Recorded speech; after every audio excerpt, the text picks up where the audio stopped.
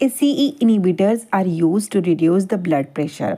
ACE inhibitors works on RAAS, that is renin angiotensin aldosterone system. Renin काय करतो, अँजिओटेन्सिनोजनला activate करतो. अँजिओटेन्सिन 1ला synthesized करतो. अँजिओटेन्सिन 1 हा कन्वर्ट होतो अँजिओटेन्सिन 2 मध्ये with the help of enzyme angiotensin converting enzyme. तर हा 2 प्रकारे मेकॅनिझम ऑफ ॲक्शन शो करतो.